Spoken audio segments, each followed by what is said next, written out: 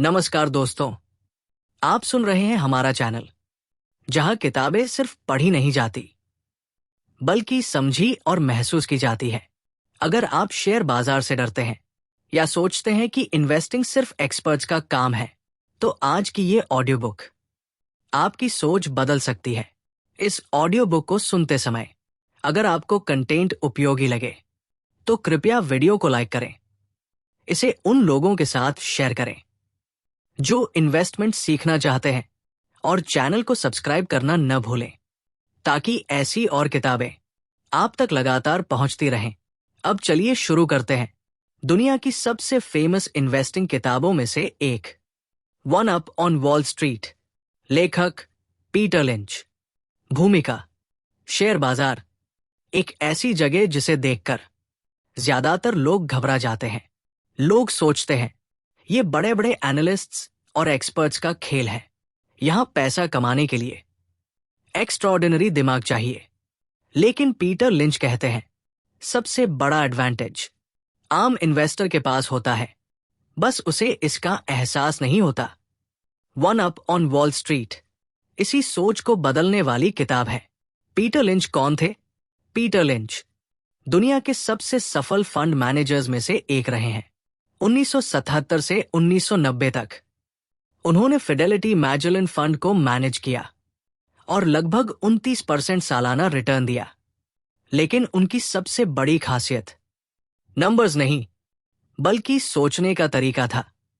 One up on wall street का मतलब, इस किताब का मतलब है आप वॉल स्ट्रीट के प्रोफेशनल से एक कदम आगे हो सकते हैं। एक्सपर्ट्स डेटा देखते हैं, आप जिंदगी देखते हैं। आप जो रोज यूज करते हैं, जो आपको पसंद आता है, जो आपको यूजफुल लगता है, वहीं से बेस्ट इन्वेस्टमेंट आइडियाज निकलती है। Invest in what you know, Peter Lynch का golden rule. Invest in what you know. अगर आप किसी प्रोडक्ट या सर्विस को खुद समझते हैं, खुद यूज करते हैं, तो आप उसके बारे में मार्केट से पहले सोच सकते हैं। पहले प्रोडक्ट, फिर बिजनेस और सबसे अंत में स्टॉक। स्टॉक मार्केट जुआ नहीं है। स्टॉक खरीदना किसी कंपनी का मालिक बनना है। अगर बिजनेस अच्छा है तो समय के साथ स्टॉक भी अच्छा परफॉर्म करता है, मार्केट नॉइज से ज्यादा। बिजनेस की रियलिटी पर ध्यान दीजिए।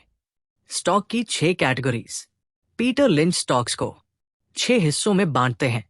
स्लो ग्रोअर्स, धीरे बढ़ने वाली स्टेबल कंपनियां। स्टॉलवर्ट्स, बड़ी और मजबूत कंपनियां। फास्ट ग्रोअर्स, छोटी लेकिन तेजी से बढ़ने वाली कंपनियां। साइक्लिकल्स, इकोनॉमी के साथ चलने वाले स्टॉक्स। टर्नअराउंड्स, जो मुश्किल से निकलकर वापसी कर सकती है। एसेट प्लेस, जिनके एसेट्स अभी मार्केट ने इग्नोर किए हों। नंबर से डरने की जरूरत नहीं। आपको फाइनेंस एक्सपर्ट बनने की जरूरत नहीं। बस ये देखिए कंपनी पैसा कमा रही है या नहीं, डेट कंट्रोल में है या नहीं, और ग्रोथ सस्टेनेबल है या नहीं। सिंपल अंडरस्टैंडिंग लॉन्ग टर्म में सबसे ज्यादा काम आती है। Peg ratio. Peg ratio valuation समझने का आसान तरीका है। पेग अगर 1 से कम है तो स्टॉक अंडरवैल्यूड हो सकता है। लेकिन याद रखें, नंबर्स गाइड है, गारंटी नहीं। लॉन्ग टर्म थिंकिंग, अगर आप स्टॉक 10 साल होल्ड नहीं कर सकते तो 10 मिनट भी होल्ड मत कीजिए।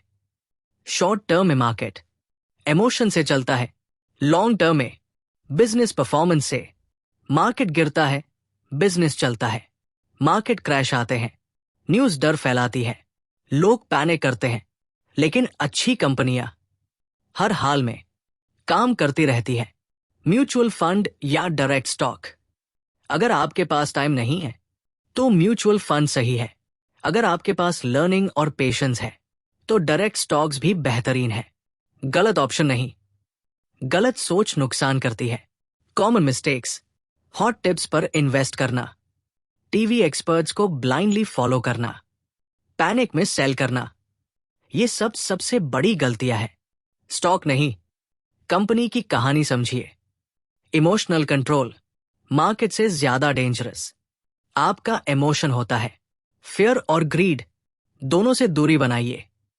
सक्सेसफुल इन्वेस्टर इमोशन से नहीं, डिसिप्लिन से जीतता है। इंडिया इन्वेस्टर्स के लिए सीख। इंडिया जैसे देश में ग्रोथ की अपॉर्चुनिटीज हर जगह है। ऑब्जर्वेशन, पेशेंस और लॉन्ग टर्म सोच आपको मार्केट से आगे रखती है। किताब की सबसे बड़ी सीख, one up on wall street, हमें सिखाती है कि आप मार्केट से पीछे नहीं हैं। आपके पास एडवांटेज है, बस आपको उसे पहचानना है। समापन, एंडिंग प्लस क्वेश्चंस। अब ऑडियो बुक के अंत में मैं आपसे 2 सवाल पूछना चाहता हूं। क्या आपको ये ऑडियो बुक पसंद आई? क्या ऐसी किताबें आपको सुनना अच्छा लगता है? कृपया कमेंट में जरूर बताइए। और आखिरी सवाल, आप अगली कौन सी किताब सुनना चाहते हैं?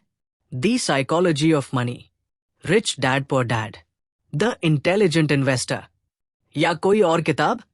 आपका जवाब हमारी अगली ऑडियो बुक तय करेगा। सुनने के लिए धन्यवाद। Happy learning, happy investing.